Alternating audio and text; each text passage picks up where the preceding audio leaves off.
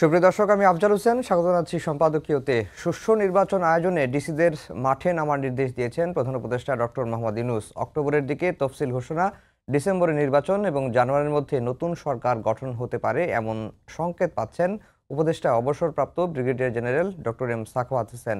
একটি ইংরেজি দৈনিককে দেয়া সাক্ষাৎকারে তিনি কথা বলেছেন। জাতিকে অনিশ্চয়তায় না রেখে দ্রুত নির্বাচনের তারিখ ঘোষণার আহ্বান জানিয়েছেন বিএনপির মহাসচিব মির্জা ফখরুল ইসলাম আলমগীর। জাতির ঐক্য বিনষ্ট হয় এমন কোনো কথাবার্তা না বলতে অন্য রাজনৈতিক দলের প্রতি আহ্বান তার। প্রাসঙ্গিক বিষয় নিয়ে আমাদের আজকের সম্পাদকীয় নির্বাচনের সংকেত। আর এ নিয়ে আলোচনার জন্য স্টুডিওতে উপস্থিত আছেন অ্যাডভোকেট সৈয়দা আশরিফা আশরাফি পাপিয়া, সাবেক সংসদ সদস্য বিএনপি, এবং মোহাম্মদ রাশেদ খান, সাধারণ সম্পাদক গণ অধিকার পরিষদ। দর্শক, আপনারাও আলোচনায় অংশ নিতে পারেন, এজন্য আপনাদের ফোন করতে হবে টেলিভিশনে দেখানো নম্বরে। এছাড়া ফেসবুকের মাধ্যমেও আপনাদের মন্তব্য পাঠাতে পারেন। আলোচনার শুরুতেই জানিয়ে দেব এখনকার প্রধান শিরোনামগুলো। ভাষা শহীদদের শ্রদ্ধা জানাতে প্রস্তুত স্মৃতির মিনার। প্রথম প্রহরে ঢল নামবে মানুষের, নিরাপত্তার চাদরে চারপাশ, ট্রাফিক ব্যবস্থায় পরিবর্তন।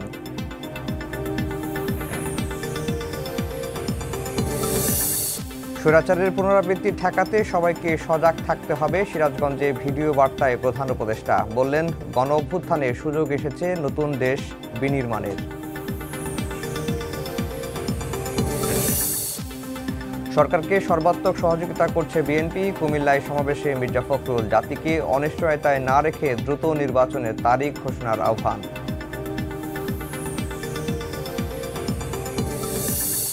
বিতর্কিত ৩ নির্বাচনে রিটার্নিং কর্মকর্তার দায়িত্ব পালন। ৪৫ ডিসিকে ওএসডির পর এবার বাধ্যতামূলক অবসরে ২২ জেলার প্রশাসক। অনিয়মে জড়িতদের আমলাদের বিরুদ্ধে ব্যবস্থার নির্দেশ।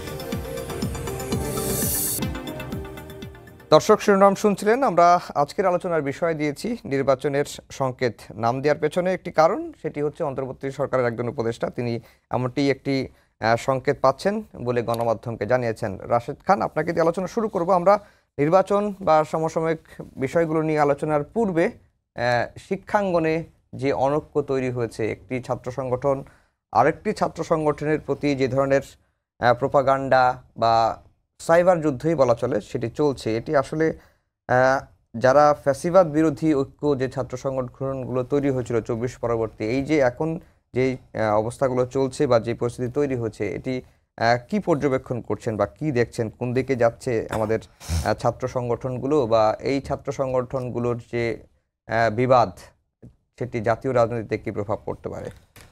ধন্যবাদ। আপনি যথার্থই বলেছেন যে ফ্যাসিবাদ বিরোধী ঐক্য এটি কিন্তু গঠিত হয়েছে এবং ছাত্র সংগঠনগুলো একসাথে কাজ করেছে, একসাথে আন্দোলন করেছে।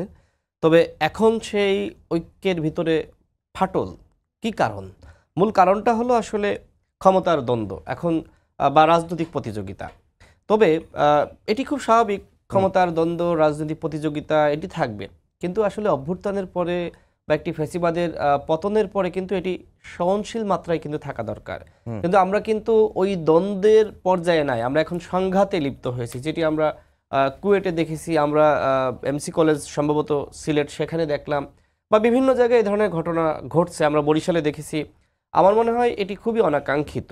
এখন আমাদের ছাত্র সংগঠনগুলো, তাদের প্রতি আমার উদাত্ত আহ্বান থাকবে যে আপনারা ঐক্য নষ্ট করেন না। কারণ কি? কারণ সমস্যা হলো, মনে করেন যে ছাত্র দল এবং শিবিরের মধ্যে সংঘর্ষ শুরু হলো, মাঝখানে তো ছাত্রলীগ আওয়ামী লীগ ঢুকে যেতে পারে, এবং তাদের উদ্দেশ্য কি? তাদের উদ্দেশ্য ঝামেলা তৈরি করা এবং সেখানে সংঘাত বা রক্তপাত ঘটানো। এই ক্ষেত্রে আমাদের সাবধানতা অবলম্বন করা দরকার। অন্যথায় যে বললাম যে আওয়ামী লীগ কিন্তু ফিরে আসবে যখন আমরা মারামারি করব, যখন ভাই ভাই মারামারি করে তখন কিন্তু তৃতীয় পক্ষ সুযোগ নাই। আমরা তো সবাই ভাই ছিলাম, তাই না? হাসিনার পতনের আগে, যতদিন না পর্যন্ত হাসিনার পতন হয়েছে, এমনকি হাসিনার পতনের বেশ ২-৩ মাস আমরা কেউ কারোর বিরুদ্ধে আমরা বলি নাই। আমরা সকলেই সহনশীল ছিলাম, আমরা শ্রদ্ধাশীল ছিলাম, আমরা একে অপরকে সম্মান দিয়ে মর্যাদা দিয়ে আমরা কথা বলছিলাম। কিন্তু এই মুহূর্তে আসলে কি হলো আমি জানি না। আমি গত ১ মাস ধরে দেখছি যে আমাদের ভিতরে অসহনশীলতা, আমাদের ভিতরে অধৈর্য, এগুলো বেড়ে গিয়েছে। এর কারণটা আসলে আমাদের খুঁজে বের করা দরকার। এই জন্য আমরা আমাদের দলের পক্ষ থেকে আমরা কিন্তু সরকারকে বলেছি যে আপনারা জাতীয় ছাত্র কাউন্সিল গঠন করেন, সেখানে সকল ছাত্র সংগঠন থাকবে। কিন্তু আমরা দেখতে পাচ্ছি যে সরকার ছাত্র প্রতিনিধিদের সাথে মিটিংয়ের নামে শুধুমাত্র বৈষম্য বিরোধী ছাত্র আন্দোলনের নেতাদের সাথে মিটিং করছে। এটি কিন্তু ঠিক না। এইটিও একটা কিন্তু খবর জায়গা তৈরি করছে। আমার মনে হয় বৈষম্য বিরোধী ছাত্র আন্দোলনের নেতাদের সাথে অবশ্যই মিটিংয়ের প্রয়োজন আছে।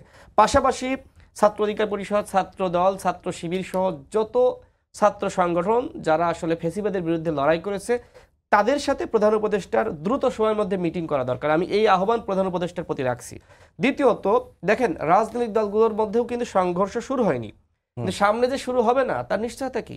সুতরাং সেই ক্ষেত্রে আমরা গণ অধিকার পরিষদের পক্ষ থেকে আমরা বলেছি যে আপনারা জাতীয় রাজনৈতিক কাউন্সিল, যেখানে প্রত্যেকটা রাজনৈতিক দল থাকবে এবং সেখানে অবশ্যই এমওইউ এবং সেখানে স্বাক্ষর করতে হবে এমওইউতে যে রাজনৈতিক দলগুলো আসলে এই অভ্যুত্থানের পরে নতুন বাংলাদেশ বিনির্মাণে কি বলতে পারবে, কি করতে পারবে, অন্য দলের বিষয়ে তার মন্তব্য কি হবে এবং কতগুলো কমন আন্ডারস্ট্যান্ডিং যেখানে আমরা একমত থাকব এবং এই বিষয়গুলো নিয়ে আমরা বিতর্কে জড়াবো না। অভ্যুত্থানের পরে যদি আমরা এই ধরনের বাংলাদেশ গঠন করতে না পারি, তৈরি করতে না পারি, তাহলে কি হবে? তাহলে ৭১-এর পরে যেমনিভাবে ওই স্বাধীনতা ভুলণ্ঠিত হয়েছিল, শেখ মুজিবের নেতৃত্বে আওয়ামী লীগ যেভাবে আসলে স্বাধীনতাকে একপাক্ষিক করে দখল করেছিল এবং সমস্ত আপনার শক্তিকে মাইনাস করেছিল, ঠিক এই ২৪-এর পরে সে ধরনের সমস্যাগুলো, সংকটগুলো আমরা দেখেছি। তবে আমার মনে হয় এখন তো মাত্র শুরু, এখন সামনে ইলেকশন হবে, এখনো পর্যন্ত নির্বাচন হয়ে কোনো দল ক্ষমতায় আসে নাই। অন্তর্বর্তীকালীন সরকারের অনেক দায়িত্ব কি জাতীয় ঐক্য তৈরি করা, সেই জায়গায় জাতীয় ঐক্য তৈরি করা, এটি ঠিক আছে। তার আগে যেটি বলছিলাম যে এই যে ছাত্র সংগঠনগুলো একে অপরের প্রতি বিবাদে জড়িয়ে পড়ছে এবং এই ছাত্র সংগঠনগুলোর তো অভিভাবক সংগঠন আছে, তাদের তো ভূমিকা লক্ষণীয় হচ্ছে না। আমি কিন্তু সেই জায়গায় সেই কথাই বলতেছিলাম যে এখন যেহেতু আমাদের মাননীয় প্রধান উপদেষ্টা একটি জাতীয় ঐক্যমত কমিশন গঠন করেছে, এখন একটি দল যখন ক্ষমতায় থাকে তার দায়িত্ব অনেক। মনে করেন যে বিএনপি ক্ষমতায় বা জামাত ক্ষমতায় বা গণ অধিকার পরিষদ ক্ষমতায়, যিনি ক্ষমতায় থাকেন তাকে কিন্তু অভিভাবকের মতন আচরণটা করতে হয়। এখন বিএনপি ক্ষমতায় নাই, জামাতও নাই, গণ অধিকার পরিষদও নাই, ক্ষমতায় কে? ক্ষমতায় এই অন্তর্বর্তীকালীন সরকার। এবং এই সরকারের সব থেকে সুবিধার জায়গাটা হলো যে এই সরকার সবার, এই সরকারকে আমরা সবাই ওন করতেছি, আমরা সবাই রাষ্ট্র সংস্কারে এই সরকারকে সহযোগিতা করতে চাই। এই জন্য আমি বলছি যে এই সরকারের দায়িত্ব হবে জাতীয় রাজনৈতিক কাউন্সিল গঠন করা এবং সেখানে এমওইউ স্বাক্ষর হবে, সেখানে আমি কি করতে পারবো কি করতে পারবো না। আমরা ৭১-এর পরে যে ভুলগুলো আমরা করেছি, জাসদ তৈরি হয়েছে, নিজেদের ভিতরে মারামারি হানাহানি, মুক্তিযোদ্ধাদের ভিতরে বিরোধ, মুক্তিযোদ্ধারা অনেকে কিন্তু আপনার বেলাইনে চলে গিয়েছে, ঠিক ২৪-এর পরে যদি আমরা ওই ভুল থেকে শিক্ষা আমরা না গ্রহণ করতে পারি তাহলে তো একই ধরনের বাংলাদেশ গঠিত হবে। আর আপনি যেটি বললেন যে রাজনৈতিক দলগুলোর ব্যাপক ভূমিকা রয়েছে যেহেতু তাদের ছাত্র সংগঠন, আমি মনে করি অবশ্যই দায়িত্বশীল আচরণ যদি রাজনৈতিক দলগুলো আপনার দেখাতে না পারে বা করতে না পারে, সেক্ষেত্রে কিন্তু তারা বেশি ক্ষতির শিকার হবে। দেখেন ছাত্র দল মনে করেন যে দুই পক্ষের ভিতরে সংঘর্ষে লিপ্ত হলো বা ছাত্র শিবির দুই পক্ষের মধ্যে সংঘর্ষে লিপ্ত হলো, তো আলটিমেটলি আসলে ওই নেগেটিভ ব্লেমিংটা কোথায় যাইতেছে? বিএনপির দিকে, বিএনপি শীর্ষ নেতার দিকে প্রশ্ন করতেছে মানুষ যে তারা কি করতেছে।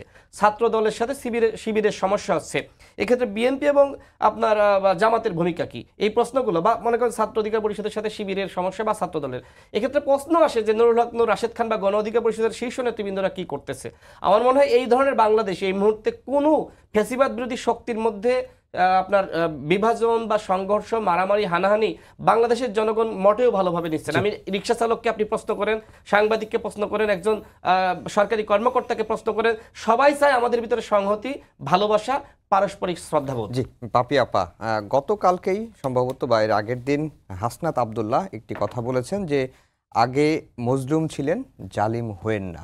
মানে কুয়েটের ঘটনার পরে তিনি একটি বিক্ষোভ সমাবেশে এই কথাটি বলেছেন। আসলে ছাত্র সংগঠনগুলো একে অপরের বিরুদ্ধে যে ধরনের বিবাদ বা মতভেদ বা দ্বন্দ্ব সংঘাতে জড়িয়ে পড়ছে, তাহলে জালিমটা আসলে হয়ে উঠছে কে? তার আগে আমি মোদের গৌরব, মোদের ভাষা, আমরি বাংলা ভাষা, যেহেতু ২১শে ফেব্রুয়ারির রাতটা পার হলেই এই যারা আত্মাহুতি দিয়েছেন ভাষা আন্দোলনে তাদের প্রতি আমার শ্রদ্ধা নিবেদন থাকলো এবং সকলকে ২১শে ফেব্রুয়ারির শুভেচ্ছা জানিয়ে সময় টিভিতে আজকের এই বক্তব্য আমি শুরু করছি। এখানে যে বিষয়টা, এখানে মজলুম আর নির্যাতিত, এখন মজলুম আর নির্যাতিত এক একজন এক এক সময় এক এক জায়গায় এক এক রকম। রাষ্ট্রীয়ভাবে আমি নির্যাতিত ছিলাম, আমি মজলুম ছিলাম, কিন্তু আমি যখন দেখব যে আমার বুকের উপর এসে পাড়া দিচ্ছে, এখন যেই স্বৈরশাসকের পতন হয়েছে, গণতান্ত্রিক পরিবেশ এসেছে, সবাই সবার মতো মিছিল, মিটিং, জামাত ইসলামের ওয়াজ নসিহত, বাড়িতে বাড়িতে এই ওয়াজ আর মাহফিল উপলক্ষে ডোর টু ডোর চাঁদাবাজি থেকে শুরু করে ব্যবসা প্রতিষ্ঠান থেকে শুরু করে একবারে সমস্ত জায়গা যত্রতত্র তারা একবারে যা ইচ্ছা তাই করে ফেলতেছে। এখন এইখানে এক এক জায়গায় এক এক রকম মজলুম থাকবে, এক এক জায়গায় এক এক রকম নির্যাতিত থাকবে। এখন যার কথা আপনি বললেন, উনি কি উদ্দেশ্যে ওই জায়গায় কে মজলুম আর কে নির্যাতিত?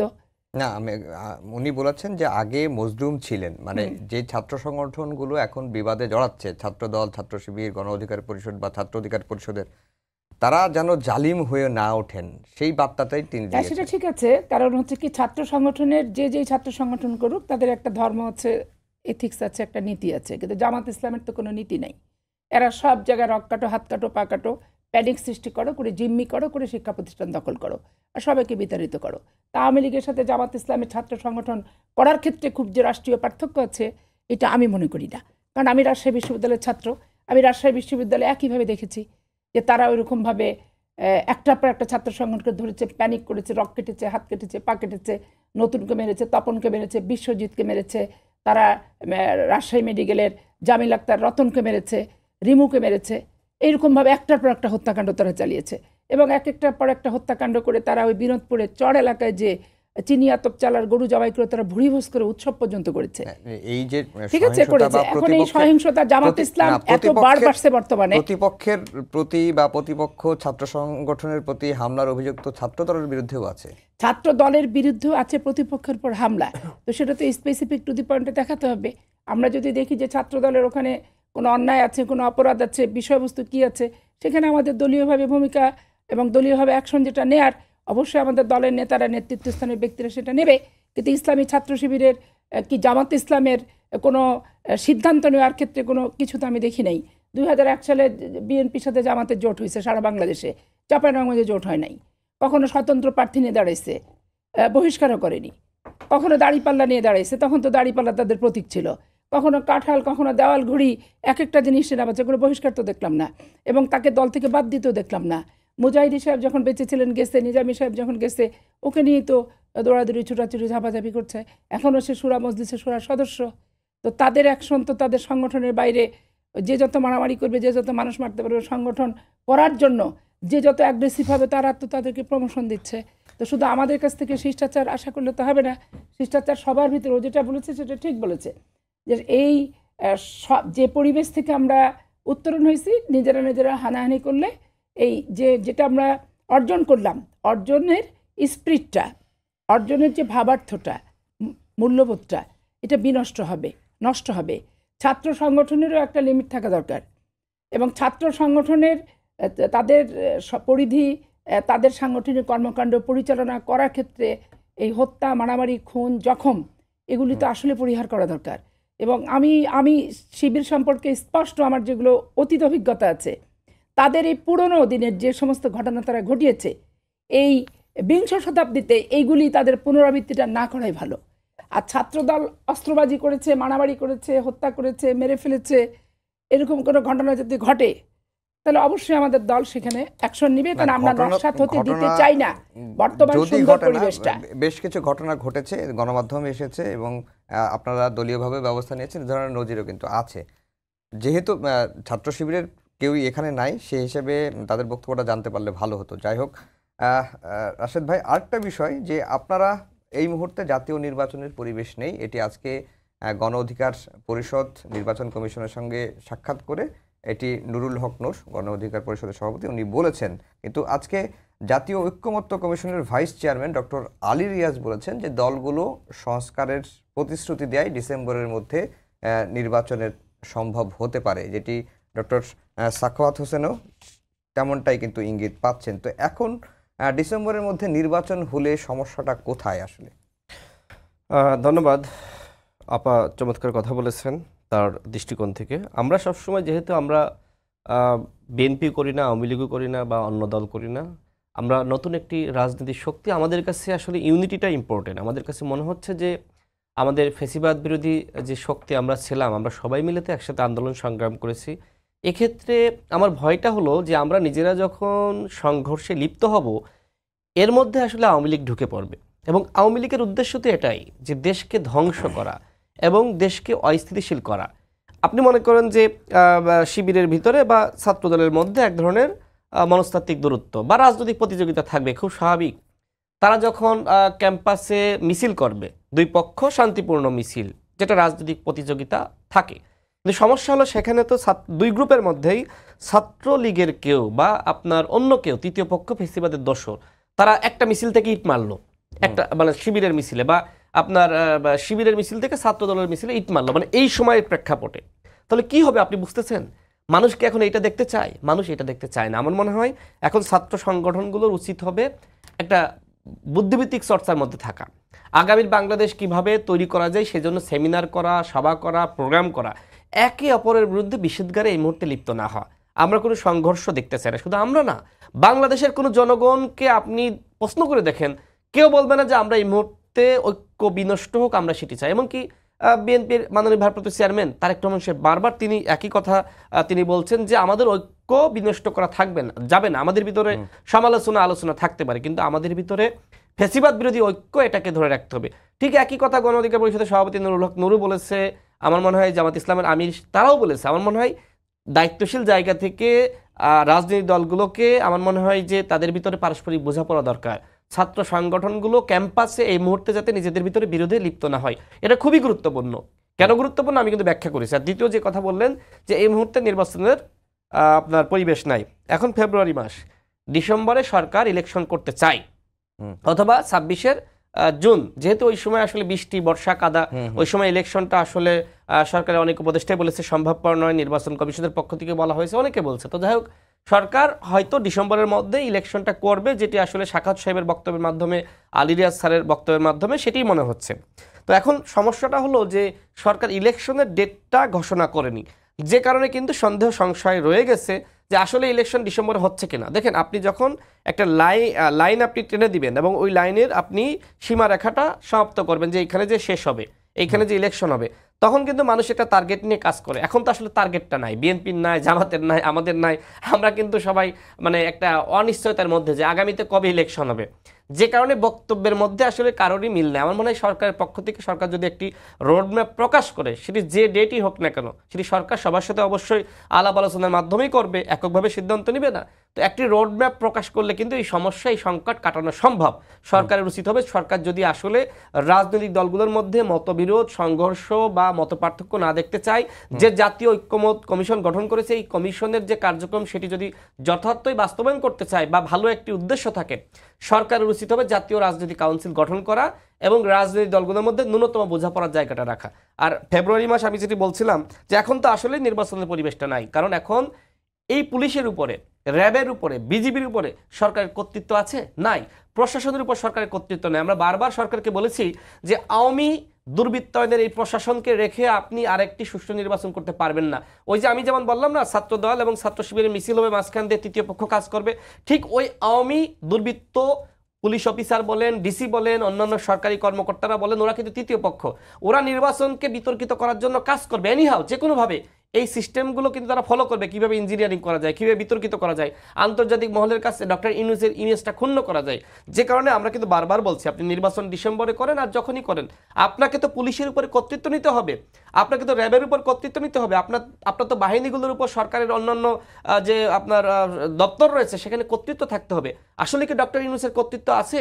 সচিবালয়ে আওয়ামী লীগের কর্মকর্তারা আরো বেশি প্রমোশন পাচ্ছে।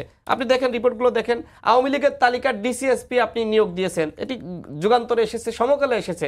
কথা হলো যে আপনি আওয়ামী লীগের আমলের ডিসিদেরকে ওএসডি করতেছেন, কিন্তু আপনি আওয়ামী লীগ যাদেরকে প্রমোশন দেওয়ার জন্য তালিকা তৈরি করেছিল, আপনি তাদেরকেই ডিসি বানিয়েছেন, এসপি বানিয়েছেন। তাহলে কি হলো? যে লাউ সেই কদু। সুতরাং আমরা যেটি মনে করি যে অবশ্যই একটি অবাধ, সুষ্ঠু, নিরপেক্ষ নির্বাচনের জন্য একটি দক্ষ, সৎ এবং একই সাথে সাহসী প্রশাসন দরকার। এই ফেব্রুয়ারি মাসে মানে নুরুল হক নূর এই বাস্তবতায়, আজকের বাস্তবতায় বলছে যে এই মুহূর্তে আসলে ওই নির্বাচন, আগামীতে যে নির্বাচনটা করবেন, ওই নির্বাচনের পরিবেশটা এই মুহূর্তে নাই। সুতরাং আগামীতে যখনই আপনি ইলেকশনটা করেন না কেন, এখন থেকে সেই পরিবেশটা আপনি তৈরি করেন। পরিবেশ না তৈরি করতে পারলে ইলেকশনটা হবে না ভালো ইলেকশন। জি জি, পাপি আপা, এই যে আপনারা দ্রুত নির্বাচন চাচ্ছেন, এই বছরের নির্বাচন চাচ্ছেন, প্রয়োজনীয় সংস্কার করে যেন এই বছরের নির্বাচন করা হয়, এটি আপনারা বারবার বলছেন যে যদি এই বছরের নির্বাচন না হয় বা নির্বাচন দিতে যদি দেরি হয়, তাহলে কি বিএনপি ঝামেলায় পড়ার কোনো আশঙ্কা করছে? বিএনপি ঝামেলার না, যারা ক্ষমতায় আছেন ওনারা ঝামেলায় পড়বেন। কারণ ওনাদের যত কর্মকাণ্ড আছে, পরবর্তী নির্বাচিত প্রতিনিধিদের দ্বারা যে পার্লামেন্ট হবে তাদেরকে বৈধতা দিতে হবে এবং তাদের সব আইনগুলোকে পাশও করতে হবে কিন্তু পার্লামেন্টেই। তো ইনাদের পরিধি যত বাড়াবে, ইনাদের হচ্ছে যত কাল ক্ষেপণ করবে, যত দীর্ঘমেয়াদী ক্ষমতায় থাকবে, ঝামেলায় হচ্ছে ওনারাই পড়বেন। এখানে বিএনপির একক কোনো বিষয় না। বিএনপির যেটা স্পষ্ট বক্তব্য যে 15 বছর যাবৎ 111 থেকে 111 থেকে 8 সালে নির্বাচন, 14 সালে নির্বাচন, 18 এবং লাস্ট 24 সালে নির্বাচন, এটা বাংলাদেশের মানুষের ব্যাপক সর্বস্তরের সকল মানুষের একটি অনাস্থার জায়গা। এই অনাস্থার জায়গা থেকে শুরু করে নিধন, গুম, অপহরণ, অত্যাচার, দলীয় মনোনয়ন, দলীয় নিয়োগ, দলীয় চাকরি, মানে মুক্তিযুদ্ধকে দলীয়করণ থেকে শুরু করে ভুয়া মুক্তিযোদ্ধার তালিকা থেকে শুরু করে সব জায়গায় একটা নিজের মদতপুষ্ট একটা বাহিনী নিয়ে রাজরানীর হচ্ছে সিংহাসন ছিল এবং রাজরানী সেইভাবে বাহাদুরদেরকে নিয়ে চলতেন। তো সেইটার অবসানটা আমরা ঘটিয়েছি। আমি ব্যক্তিগতভাবে তো অবশ্যই সংস্কার চাই, যে ফ্যাসিবাদের ওই পুনরাবৃত্তি যাতে আর না আসে। নির্বাচনে আমি এমপি নির্বাচিত হলাম, আমার পার্লামেন্টে আমার দল ক্ষমতায় থাকলো, সংখ্যাগরিষ্ঠ থাকলো, কিন্তু আমি যাতে পৌর নির্বাচনে ইন্টারফেয়ার করতে না পারি। যে প্রকৃত অর্থে যে নির্বাচিত হবে সেই ফলাফলটাই প্রকাশ হোক বাংলাদেশে। এই সংস্কার আমি আমার দলের সবাই কিন্তু চাই, সেই পরিস্থিতিটারও সবাই কিন্তু আমরা চাই। কারণ আমি রাষ্ট্রীয় ক্ষমতা থাকলেই আমি একবারে সব কিছু ওই ফ্যাসিবাদের মতো নিজের নিয়ন্ত্রণে রেখে কবজা করার যে প্রবণতা 15 বছর দেখলাম, এই 15 বছরে আমাদের রাজনৈতিক সংগঠন, নেতা কর্মী, সমর্থকদের আমরা স্থায়ীভাবে তওবা তিল্লা করে এটা তো অবশ্যই পরিহার করেছি এবং পরিহার করছি, পরিহার করব। এটাই তো জনগণের কাছে আমাদের শপথ। দেখেন আলী রিয়াজ সাহেব যেটা বলেছেন সেটাতে সুর মিলিয়ে ডক্টর সাখাওয়াত বলেছেন, এটাই তো যথার্থ সময় ডিসেম্বরের ভিতরে নির্বাচনটা দিয়ে দেওয়ার। কারণ ইনারা দীর্ঘায়িত কি কারণে করবেন? ওনারা যদি মনে করেন সংস্কার করব, দফায় দফায় ওটা নিয়ে ব্যস্ত থাকা উচিত, ওটা নিয়ে টিম করা উচিত, যে নির্বাচন কমিশন নিয়ে আমি কি কি সংস্কার করতে চাই, আমি বিচার বিভাগ নিয়ে কি কি সংস্কার আমি করতে চাই, জেলা প্রশাসক থেকে শুরু করে যারা নির্বাচনে কাজ করে তাদের কি ধরনের সংস্কার চাই। নির্বাচন কমিশন শুধু ডিসি আর এসপির হাতে না, নির্বাচন কমিশনারকে কিভাবে আলাদা সচিবালয় দিয়ে, লোকবল দিয়ে তাদেরকে ক্ষমতাসীন করা যায়। আমি ভারতকে অপছন্দ করি, কিন্তু ভারতের নির্বাচন কমিশনের যে সততা এবং তাদের যে ব্যালট বাক্স 2 মাস 3 মাস পর গণনা হচ্ছে, কোনো রাজনৈতিক সংগঠন কিন্তু অনাস্থা আনছে না এবং বৃদ্ধাঙ্গুলি প্রদর্শন করছে না যে ওইখানে বাক্সের ভিতরে বেরোয় আসলে কিছু, ঢুকে গেল কিছু। তো এই যে অবস্থাটা, এই অবস্থাটা আমরা অনুকরণ করলে সমস্যাটা কোথায়? কিন্তু দেখেন ইনারা হঠাৎ করে একটা করে বক্তৃতা দিচ্ছে, বিবৃতি দিচ্ছে, কিন্তু যে সংস্কারের যে ব্যাপক প্রচেষ্টা সেটা আমি লক্ষ্য করছি না, ব্যাপক তাগিদ সেটা আমি লক্ষ্য করছি না। আজকে জেলায় জেলায় ট্রাইব্যুনাল হওয়া উচিত, হয়ে দুর্নীতির বিচার 64টা ডিস্ট্রিক্টে হওয়া উচিত। 64টা ডিস্ট্রিক্টে দেখেন, যেমন চাঁপাইনবাবগঞ্জ জেলার এসপি নিরপেক্ষ থাকার কারণে অ্যাডিশনাল এসপির ক্ষমতা খর্ব করে অ্যাডিশনাল এসপিকে নির্বাচনের ক্ষমতা তৎকালীন সময় 24 সালের ডিআইজি, 18 সালের ডিআইজি তাকে দিল। সেই লোককে 6 বছর পর্যন্ত অ্যাডিশনাল ডিআইজি করে রেখে দিছে, কারণ সে ছিল পোর্ট এলাকা, সে ছিল এই সমস্ত আওয়ামী লীগের নেতা, এই যারা ছিল আওয়ামী লীগের নেতারা, এদের সহ এদের সিন্ডিকেট ছিল, চাঁদা কালেকশন পোর্ট থেকে করতো। একটা অ্যাডিশনাল এসপিকে টেলিভিশনে বক্তৃতা দেওয়ার পরও, নির্বাচন সচিবালয়ে যে বলার পরও এই কবিতা খানমেরা ওই অ্যাডিশনাল এসপিকে বদলি পর্যন্ত করেনি। সেই ছিল এসপির কোনো ক্ষমতাই ছিল না। এখন আমার জেলায় 2টো সিট বিএনপির আসছে, এখানে ডিসি নিরপেক্ষতার কারণে আসেনি, এখানে এসপি নিরপেক্ষতার কারণে আসছে, এটা আমি স্পষ্ট। তো আমার জেলাতে যখন ট্রাইব্যুনাল হবে, আরও 10টা জেলায় যখন ট্রাইব্যুনাল হবে, আওয়ামী লীগের 300 সিটের এমপি যে দুর্নীতি করছে, করাপশন করছে, আজকে দেখেন দুর্নীতি দমনের কোনো কার্যকারিতা নেই, এদের কিছুই নেই। 111-এ মিথ্যা দুর্নীতির মামলা করে যেভাবে জনমনে আতঙ্ক সৃষ্টি করছে, বউ বাচ্চা সহ ধরে নিয়ে গেছে রাতের বেলায়, এবং যেভাবে ট্রাইব্যুনাল করে হচপচ করে মানুষের ভিতরে একটা ব্যাপক ভয়ভীতির সঞ্চার তৈরি করছে, হাজার হাজার কোটি টাকা চুরি করে, ডাকাতি করে, লোপাট করে, 72,000 কোটি টাকা প্রতি বছরে বিদেশ পাচার করে, এদের বিরুদ্ধে সেই রকম কোনো গতিবিধি নাই। তাহলে এই সরকার তো বিতর্কিত এই সমস্ত কারণে হচ্ছে। নির্বাচন নিয়ে কোনো বক্তৃতা নাই, সংস্কার নিয়ে কোনো কথা নাই, শুধু ছাত্ররা দল করবে, ছাত্রদেরকে আমি সমর্থন দেব, জামাতে ইসলাম আমাদের বেশি সাহায্য করছে, তারা এই যে 6-7 মাস আসছে ক্ষমতায়, এর ভিতরে 3টা বক্তৃতা আমি স্পষ্ট পাইছি যে জামাতে ইসলাম তাদেরকে খুব সাহায্য করছে, আর ছাত্রদেরকে সংগঠন করতে দিতে হবে, পরবর্তী নেতৃত্বে ছাত্রদেরকে আনতে হবে। এর বাইরে আমি তাদের কাছে স্পষ্ট কোনো মেসেজ পাই নাই। কিন্তু 15 বছর আন্দোলন করে গুম খুম অপহরণ, ইলিয়াস আলীর আত্মাহুতি, সালাউদ্দিন দীর্ঘদিন ভারতের মাটিতে যেভাবে পাচার করে তাকে রাখা হলো, এবং চৌধুরী আলম থেকে শুরু করে বাংলাদেশের প্রত্যেকটা জেলায় যেভাবে বিএনপি গুম খুম এবং ছড়রা গুলিতে কার চোখ আহত, নিহত কত রকম পরিস্থিতির সৃষ্টি আমরা হয়েছি, তাহলে তার ফল আজকে জুলাই আগস্টে আসছে। এটাকে আমরা চাই কাঙ্ক্ষিত লক্ষ্যে পৌঁছানোর জন্য, কিন্তু ইনাদের অদূরদর্শিতা এবং দীর্ঘায়িত কি কারণে করবে, কারণবিহীনভাবে দীর্ঘায়িত করা, কাজ না করে দীর্ঘায়িত করার এই প্রবণতাগুলো মাথা থেকে দূর করতে হবে। রাজনীতির সংগঠন করার এখতিয়ার সবার আছে, নিবন্ধন নেওয়ার স্বাধীনতা সবার আছে, প্রতীক নেওয়ার সেটা আছে, সেটা আলাদা প্রেক্ষাপট। কিন্তু সরকারের সমর্থনে, সরকারের মুখ থেকে আসবে কে সংগঠন করবে কে করবে না, এই জিনিসগুলো তো বিতর্কের সৃষ্টি করছে। আপা আপনার কাছে আবার আসবো। রাশেদ ভাই, যেটি আপা বলছিলেন যে আসলে সংস্কারটাও দরকার, উনি এটি বলছিলেন, এবং নির্বাচনটাও দরকার, কিন্তু সংস্কার নিয়েও সরকারের খুব একটা তৎপরতা নেই এবং নির্বাচন নিয়েও খুব একটা কথাবার্তাও আসছে না। আসলে কালক্ষেপণ করা হচ্ছে কিনা বা প্রচেষ্টা করা হচ্ছে কিনা। আরেকটি প্রশ্ন, যে বিএনপির সঙ্গে আপনারা ছিলেন, যুগপৎ আন্দোলন করেছেন বা এখনো করে যাচ্ছেন, সংগ্রাম করে যাচ্ছেন। বিএনপি জাতীয় নির্বাচনের আগে স্থানীয় নির্বাচন চায় না, কিন্তু আপনারা জাতীয় নির্বাচনের আগে স্থানীয় নির্বাচন করার কথা বলছেন। আজকে নুরুল হক নূর যেটি বলেছেন যে সীমিত পরিসরে হলেও স্থানীয় নির্বাচন হতে পারে। আপনাদের বিএনপির সঙ্গে এই অবস্থানটা কেন বা দ্বিমতটা কেন হচ্ছে?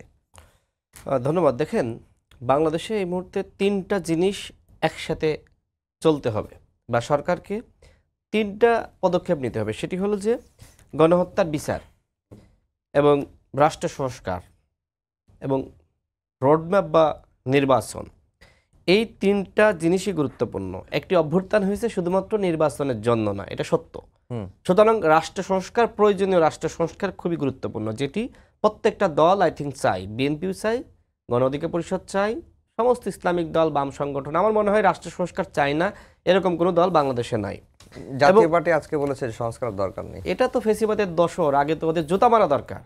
জিএম কাদেরকে আমি মনে করি পাবলিকের উচিত হবে এখন ওকে জুতা মারা। এই যে ছাত্র জনতা বুলডোজার দিয়ে ধানমন্ডি 32 উড়িয়ে দিল, এইটা দরকার ছিল না। সবার আগে দরকার ছিল জিএম কাদের ফেসিবাদের দশর বাংলাদেশের গণতন্ত্র হাসিনা ধ্বংস করার সুযোগ পেয়েছে এই জিএম কাদের কারণে। কত বড় নির্লজ্জ, নিকৃষ্ট যে রাষ্ট্র সংস্কার চায় না। তিনি বলছেন যে নির্বাচনের আগে কোনো সংস্কারের প্রয়োজন নাই। ও হাসিনার প্রেতাত্মা হিসেবে হাসিনাকে আবার প্রতিষ্ঠিত করার জন্য উঠে পড়ে লেগেছে। এর আগে কি বলেছিল? এর আগে জিএম কাদের বলল যে আওয়ামী লীগ যদি নির্বাচনে না আসে, আওয়ামী লীগ জাতীয় পার্টি সহ, তাহলে নির্বাচন সুষ্ঠু হবে না। জিএম কাদের মীর জাফর এখন বলছে যে যদি আগামীতে আমরা সুষ্ঠু নির্বাচনের সম্ভাবনা না দেখি তাহলে কিন্তু আমরা নির্বাচনে যাবে না। আরে ভাই, তুই তো নির্বাচনে আসতেই পারবি না, অন্যায় করেছস, আজকে বাংলাদেশের গণতন্ত্রকে ধ্বংস করেছস, তোর কিসের নির্বাচন?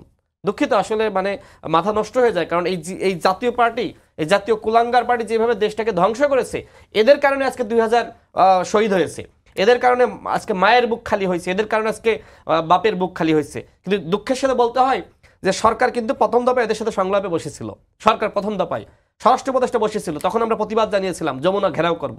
জাতীয় পার্টিকে ন্যূনতম সুযোগ দেওয়া যাবে না। জাতীয় পার্টি একটি কুলাঙ্গার পার্টি। জাতীয় পার্টি এই গণহত্যার ফ্যাসিস্টের সহযোগী। দেখেন, বিএনপি নির্বাচন বর্জন করেছে, জামাত বর্জন করেছে, আমরা বর্জন করেছি। এই জাতীয় পার্টি কিন্তু আমরা বারবার সুযোগ দেওয়ার চেষ্টা করেছি। আমরা বলেছি যে আপনারা জনগণের কাছে ক্ষমা চেয়ে আপনারা জনগণের কাতারে আসেন। এমনকি 4 আগস্ট আমি আমার একজন সহযোগী বা একজন বন্ধুর মাধ্যমে আমি চুন্নু সাহেবকে ফোন করিয়েছিলাম।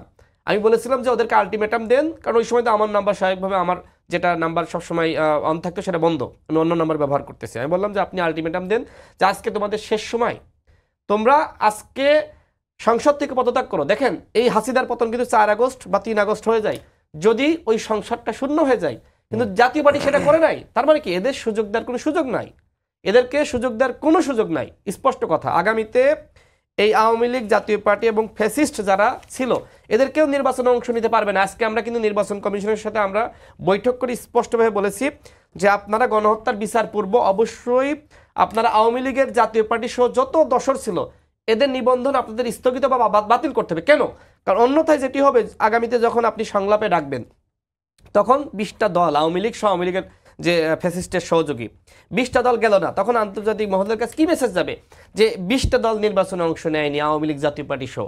সুতরাং এরা যেহেতু গণহত্যা দশর, এবং এই মুহূর্তে যেহেতু আমাদের 2 মিনিটে শেষ করবো, আমাদের জাতিসংঘ যেহেতু রিপোর্ট দিয়েছে যে আওয়ামী লীগ গণহত্যা চালিয়েছে, আওয়ামী লীগ মানবতা বিরোধী অপরাধ করেছে, সুতরাং আওয়ামী লীগকে নিষিদ্ধ করার বা তাদের নিবন্ধন বাতিল, স্থগিত করার কিন্তু একটা সুযোগ আমাদের এসেছে। এই নির্বাচন কমিশন আজকে আমাদের বলেছে যে আপনাদের রাজনৈতিক সিদ্ধান্ত এবং একই সাথে এটি আসলে আদালতের মাধ্যমে হতে হবে। তিনি আমাদেরকে স্পষ্টভাবে নির্বাচন কমিশনের পক্ষ থেকে জানানো হয়েছে, আমরা জাতীয় সংলাপে কিন্তু স্পষ্টভাবে বলেছি যে আওয়ামী লীগকে নিষিদ্ধ করতে হবে, কোনো সুযোগ নাই। ৭১-এর পরে একবার আওয়ামী লীগ গণহত্যা চালিয়েছে, ২৪-এ চালিয়েছে, আরেকবার সুযোগ দিবেন না।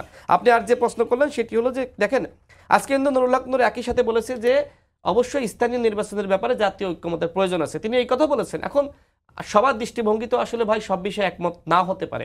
তিনি বলেছেন যে সরকারের আপনার নিরপেক্ষতা প্রমাণের জন্য প্রশাসন, পুলিশ কতটুকু ফাংশন করছে আপনি কয়েকটা নির্বাচন দিয়ে দেখেন, তাহলেই বুঝবেন যে আপনার এই পুলিশ আগামী ডিসেম্বরে যে আপনি জাতীয় নির্বাচন করবেন সেই নির্বাচনে পুলিশ ফাংশন করবে কিনা, র্যাব ফাংশন করবে কিনা। পুলিশের মধ্যে আপনার প্রায় 80% কিন্তু আওয়ামী লীগের দশর, ছাত্রলীগের, যুবলীগের বা আওয়ামী পরিবারের, এদেরকে রেখে কোনোভাবে সুষ্ঠু নির্বাচন সম্ভবপর নয়। সুতরাং এই জাতীয় নির্বাচন যদি আপনি ডিসেম্বরে করেন তাহলে আপনাকে যে 4-5টি কাজ করতে হবে সেটি বলে শেষ করে দিই। সেটি হলো নির্বাচন কমিশনের সাথে যে সকল কর্মকর্তারা জড়িত ছিল, যারা 14, 18, 24 সালে ইলেকশন করেছে, এদেরকে সরিয়ে দিতে হবে এবং শাস্তি দিতে হবে। এবং ওই যে নির্বাচন প্রধান নির্বাচন কমিশনার থেকে শুরু করে 30 সেকেন্ডে প্রধান নির্বাচন কমিশনার থেকে শুরু করে যারা ছিল এদের শাস্তির আওতায় আনতে হবে, ডিসি, এসপি থেকে শুরু করে এদের শাস্তির আওতায় আনতে হবে। একই সাথে পুরো প্রশাসনকে ঢেলে সাজাতে হবে, এবং অন্যথায় কিন্তু আপনি কোনো সুষ্ঠু নির্বাচন করতে পারবেন না। জি, থ্যাংক ইউ। আপা, এখানে ছাত্রদের রাজনীতির ব্যাপারে একটা বলি যে মূল সংগঠনের লেজুর ভিত্তিক না হয়ে ছাত্রদের শিক্ষা প্রতিষ্ঠান কেন্দ্রিক রাজনীতি করা উচিত। এদের বিতর্ক প্রতিযোগিতা, এদের বার্ষিক খেলাধুলা, এদের বার্ষিক সম্মেলন, এদের নবীনবরণ দিয়ে, এদের সংগঠন গোছানোর সময় সুযোগ এদেরকে দিয়ে তারপর ছাত্র সংসদ নির্বাচনে এসে ছাত্র নেতৃত্ব তৈরি করা উচিত। এই মল্লযুদ্ধ, এই হল দখল আর সেই সলদখল, এগুলো সুযোগ নিয়ে সদ্ব্যবহার করা ঠিক না। সুযোগ নিয়ে সাংগঠনিকভাবে সদ্ব্যবহার করুক, সেটা মানুষ স্বাগত জানাবে। আর সংস্কার তো অবশ্যই করতে হবে। কোনো রাজনৈতিক সংগঠন এবং রাষ্ট্রে অনুপ্রবেশকারী যাতে আসতে না পারে, ঢুকতে না পারে, এর একটা লিমিট থাকা দরকার এবং এখানে একটা সীমারেখা থাকা দরকার। পার্টি করলাম না, পলিটিক্স করলাম না, কোনো কিছু করলাম না, এমপি হলাম, মন্ত্রী হলাম, পার্টির বিশাল পোস্ট পেয়ে গেলাম, তাহলে ত্যাগী পরীক্ষিত, এই যে যখন যুগে যুগে ফ্যাসিবাদকে মোকাবেলা করার জন্য যখন ত্যাগী লোকের প্রয়োজন হয়, তখন কিন্তু ত্যাগী লোকটা খুঁজে পাওয়া যায় না। কেন পাওয়া যায় না? যখন দেখে যে আমার সব জায়গায় অনুপ্রবেশকারী। আগে সংগঠন করতে মানুষ নিচ থেকে উপর, এখন উপর থেকে নিচ চাপায় দেওয়া হচ্ছে। এগুলো পরিবর্তনের অবশ্যই প্রয়োজন আছে। তারপরে নির্বাচনের জন্য শুধুমাত্র আন্দোলন, সেটা বলা হয়নি, যে নির্বাচনকে কেন্দ্র করে এই সরকার বেশি স্বৈরাচার হয়েছে এবং সব কিছু দিকে বেহুলা লক্ষিন্দারের বাসর ঘরের মতো নিরবিচ্ছিন্ন নিরাপদ রাখার জন্যই কিন্তু হত্যা, গুম, নির্যাতন, অপহরণ সব কিছু তারা চালিয়েছে।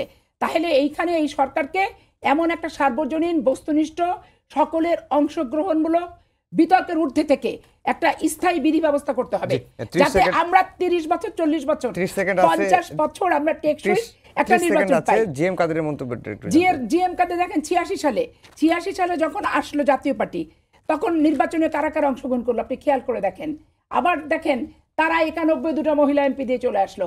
আবার 96 সালে ঐক্যমতের সরকার, এই মুহূর্তে দরকার তত্ত্বাবধায়ক, তারা একত্রিত হলো। আবার 2001 সালে দেখবেন মন্ত্রিত্ব নিল। জিএম কাদের অলওয়েজ জিয়াউর রহমানকে হত্যার পর থেকে 1981 সালে 30 মে থেকে এই যে একসাথে একাট্টা হয়ে বিনিশুতার মালা বাঁধছে আওয়ামী লীগের সাথে, এইটা অবিচ্ছেদ্য। এবং আওয়ামী লীগের যা শাস্তি হওয়া দরকার, এদের একই শাস্তি হওয়া দরকার। আপনাকে ধন্যবাদ রাশেদ ভাই, আপনাকেও ধন্যবাদ জানিয়ে শেষ করছি আমাদের আজকের সম্পাদকীয়। আগামীকাল আবারও দেখা হবে রাত 10টায়। দেখার আমন্ত্রণ রইল। শুভরাত্রি।